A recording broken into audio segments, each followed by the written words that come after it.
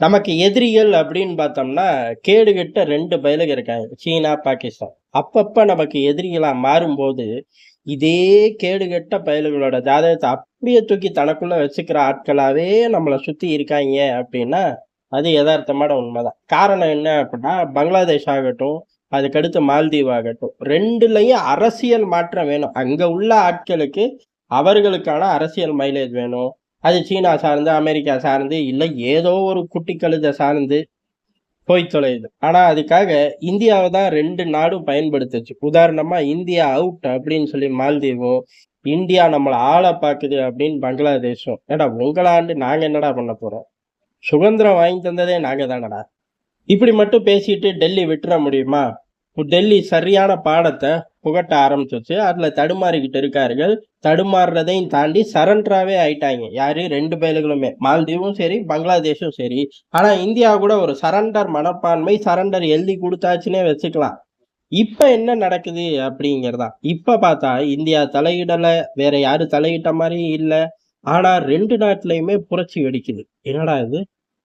India out அப்படின்னு சொல்லி கடைசியில மால்தீவ் அவுட் ஆகி காலில் விழுந்து இப்ப ஏதோ அப்படி இப்படின்னு ஓடிக்கிட்டு இருக்கு மால்தீவு பொழப்பு. பங்களாதேஷை பொறுத்த வரையும் அவனுங்க யார் அவுட் பண்ண கலவரத்தை உண்டு பண்ணாங்க அப்படின்னா அவனுங்களுக்கே இன்னைக்கு வரையும் தெரியல. பர்சனலாவே காப்பி ஆறி போய் தந்த ஹோட்டலை எல்லாம் தேடி போய் அடிக்கிற அளவுக்கு பர்சனலாவே அங்க சுத்தி சுத்தி ஓடிக்கிட்டு இருக்கு. அப்படி ஓடக்கூடிய நாட்டிலையுமா புரட்சி வெடிக்குது அப்படின்னா 2 பக்கமுமே புரட்சி வெடிக்குது. மால்தீவு அதுல முதல் பிள்ளையார் சொல்லி, அடுத்த பிள்ளையார் சொல்லி, அடுத்த வினாடியே போட்டாச்சு பங்களாதேஷ். முதல்ல மால்தீவ பார்ப்போம். மால்தீவ்ல மொய்சு கவர்மெண்ட்ட கவுத்துறக்கு ஒரு புரட்சி வெடிச்சிருக்கு. இந்த புரட்சி அப்படிங்கிறது ராணுவ புரட்சியான்னு கேட்டா இல்ல. மக்கள் புரட்சியா அப்படின்னு கேட்டா இல்ல. 2மே அங்க ஸ்ட்ரென்த் கம்மி. அதனால அமைதியா இருக்காய்ங்க. ஒருவேளை எதிர்க்கட்சிகள் அப்படின்னு நினைச்சோம்னா அதுவும் இல்ல. நமக்கு தெரிஞ்சதெல்லாம் இது 3ம் தான். ராணுவ புரட்சி அதுல முதல் இடத்துல இருக்கும். மக்கள் புரட்சி 2வது இடம். எதிர்க்கட்சிகள் மக்கள திரட்டி, அதுக்கப்புறம் கோட்டைய நோக்கி ஒரு பேரணி நடத்தி, இந்த மாரிலாம் தான் நம்ம பார்த்துருக்கோம். ஆனா இங்க மால்தீவ்ல நடக்கிறது என்ன அப்டின்னா, பேங்கோட புரட்சி. பேங்க்குமா புரட்சி பண்ணும் அப்டின்னா, பண்ணிருச்சு அப்டின்னு சொல்லி மொய்சு சொல்றாரு. அவரோட கவர்மெண்ட்ட கவுக்குறக்காக, அங்க உள்ள பேங்க் பெரிய அளவுல சதி பண்ணிருச்சு அப்படிங்கிறார். பேங்க் என்னப்பா சதி பண்ணுச்சு அப்படின்னா, இன்டர்நேஷனல் பேமெண்ட் ஆக்சஸ கட் பண்ணிட்டார்கள். அதே மாரி டாலரோட புழக்கத்த மால்தீவுக்குள்ள பெரிய அளவு குறைச்சிருக்கார்கள். அதாவது ஆன்லைன் பேமெண்ட் அது இது ரெஸ்ட்ரிக்ட் பண்ணது போதாது அப்படிங்கிறத தாண்டி, ஒவ்வொரு கிரெடிட் கார்டோட லிமிட்டையும் குறைச்சு விட்டார்கள். டெபிட் கார்டும் இயங்கல. கிரெடிட் கார்டும் இயங்கல, டெபிட் கார்டும் இயங்கல. அதுக்கப்புறம் இயங்கும் அப்படின்னு சொல்லும்போது, அதோட லிமிட் எல்லாம் பாதிக்கும் மேல குறைச்சிட்டார்கள். ஒட்டுமொத்தமா பேங்க் டிரான்சாக்ஷன் ஒவ்வொருத்தரோட லெவலையும் டீப்ரமோட் பண்ணி கீழ கொண்டு போயிட்டார்கள். அதே மாரி இன்டர்நேஷனல் பேமெண்ட்டை கட் பண்ணிட்டார்கள். மால்தீவு பொறுத்தவரை ஒரு டூரிசம் நாடு தான். டூரிசம் ஜாஸ்தியா இருக்கிறனால டாலரோட புழக்கம் அப்படிங்கிறது ஜாஸ்தி. டாலர போய் கன்வெர்ட் பண்ணலாம் தேவையில்ல. டாலர் கையில இருந்தாலே போதும். அங்க வரவு செலவு பார்த்து திருப்பி அந்தந்த ஊர்களுக்கு வந்துரலாம். அந்த மாரி இருக்கக்கூடிய நாட்டுல இவ்வளவும் ஏன்டா செஞ்சீங்க அப்படின்னு கேட்டா, பேங்க பொறுத்தவரையும் இத செய்யாட்டி மால்தீவ் திவாலாயிரும். அந்நிய செலவாணி பிரச்சனை வந்துரும். அப்படி இப்படின்னு அவர்களோட ஒரு தியரி. ஆனா பொய்சுவோட தியரிய பொறுத்தவரையும் எதிர்க்கட்சிகள் பேங்க்ல உள்ள டைரக்டர்ஸ்ல எல்லாம் கைக்குள்ள போட்டுக்கிட்டு, இப்படிப்பட்ட ஆர்டர்லாம் போட்டு என் கவர்மெண்ட்ட கவுக்க சதி பண்றாய்ங்க அப்படின்னு.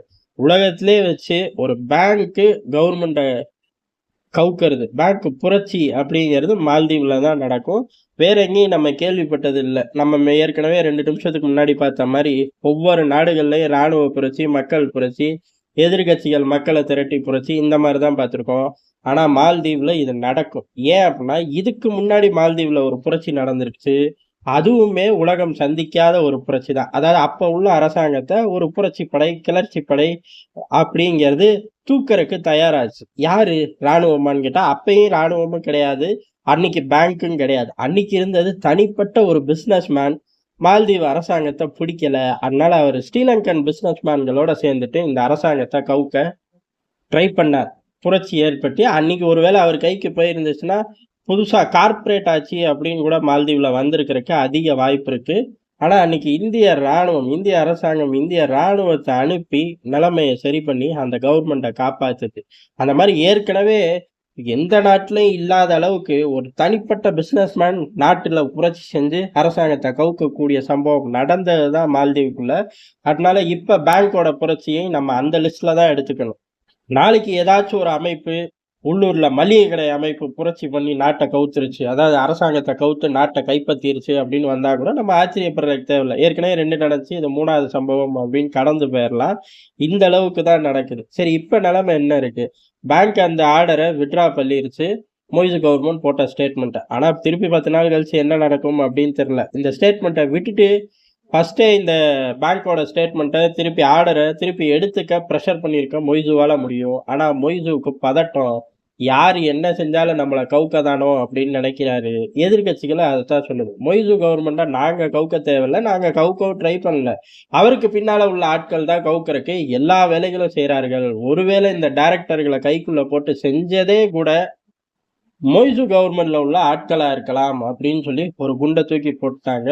மனுஷன் 8 மணி நேரமாச்சும் தூங்கி தெரிஞ்சிருப்பாரு இந்த காலகட்டங்கள்ல. இந்த வெடியை தூக்கி உள்ளுக்குள்ள போட்டதுக்கு அப்புறம் 8 நிமிஷம் தூங்கினா கூட பெரிய விஷயம்தான். ஏன்னா பின்னாடி உள்ள ஆட்களே குளிப்பறிக்கிறாங்களா அப்படின்னு சொல்லி மொத்த தூக்கமும் போச்சு. அனுபவிக்கட்டும். சீனாவுக்கு போய் சொர்க்கத்தை அடைஞ்சிடலாம் அப்படின்னு மொய்சு கனவு கண்டிருப்பாரு.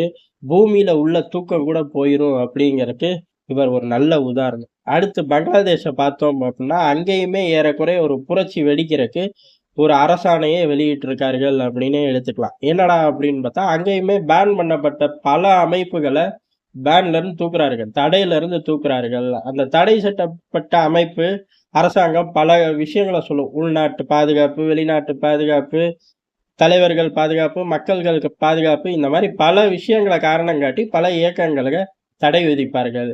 இப்ப பங்களாதேஷ்ல தடையை நீக்கின அமைப்புல மிகப்பெரிய குற்றச்சாட்டு என்ன அப்படின்னா அவனுங்க தேர்தலே வேண்டாம் அப்படின்னு சொல்லக்கூடிய ஆட்கள். ஆப்கானிஸ்தான்ல உள்ள மாதிரி தாலிபான்கள் மாதிரி ஒரு குரூப் தான் ஆளணும் அப்படின்னு சொல்லிக்கிட்டு தெரிஞ்ச ஆட்கள். இன்னும் ஒரு படி மேல போய் சொன்னா பங்களாதேஷ் சுதந்திரம் பாகிஸ்தான்ல இருந்து பிரிஞ்சு சுதந்திர நாடா வரதுக்கு தடுத்த ஆட்கள், பாகிஸ்தான் கூட இணைந்து சுதந்திரம் வாங்கிட்டு இவனுங்க ஓடிடக்கூடாதுன்னு தடுத்த ஆட்கள். அந்த கூட்டத்தை தடை செஞ்சு வச்சிருந்தாங்க இவ்வளவு காலம். அந்த கூட்டத்தோட தடை நீக்கப்படுது. இப்ப ஏறக்குறைய இதுவும் ஒரு புரட்சியை நோக்கி போகும்னே சொல்லலாம். தாலிபான்கள் ஆட்சியை நோக்கி போகும்னே சொல்லலாம். இல்ல அமெரிக்கா ஒரு பக்கம், இந்தியா ஒரு பக்கம், இன்னும் பல நாடுகள் ஒரு பக்கம் அப்படின்னா பங்களாதேஷும் எல்லாரும் கணிக்கிறது எதிர்பார்க்கறது பாகிஸ்தான்ல பல்ஜிஸ்தான்னு புது நாடு உருவாகும் அப்படிங்கிறதா. எப்படி நம்ம யாருமே எதிர்பார்க்காம உக்ரைன் காசான்னு யுத்தங்கள் வந்துச்சோ அதே மாதிரி நம்ம யாருமே எதிர்பார்க்காம பங்களாதேஷும் 2-3 பிரிஞ்சா கூட ஆச்சரியப்படுறதுக்கு இல்லை. ஏன்னா அமெரிக்காவுக்கு தேவை ஒரே ஒரு பேஸ் தான். அந்த பேஸை மட்டும் தனியா பிரிச்சுட்டு அவர்கள் போய்க்குவார்கள். இந்திய எல்லைகளுக்கு பாதுகாப்பு தேவையான பகுதிகளை இந்தியா பிரிச்சு விடவும் தயங்காதுன்னா டெல்லி வட்டார செய்திகள் இருக்கு. இந்த கூத்து கோமாளிகள் மிச்சம் உள்ள லாண்டை தூக்கிட்டு ஆடி திரிய வேண்டியதுதான். என்ன வேணாலும் நடக்கலாம்ங்கிற ரேஞ்சில் பங்களாதேஷ் போச்சு. பங்களாதேஷ், மால்தீவ் 2 பேர்களும் இந்தியா அவுட், இந்தியா புரட்சி பண்ணுது, இந்தியா எங்களை கெடுக்குதுன்னு சொல்லிட்டு கடைசியில இப்ப அவனுங்களை கெடுக்கிறது அவனுங்க தான்.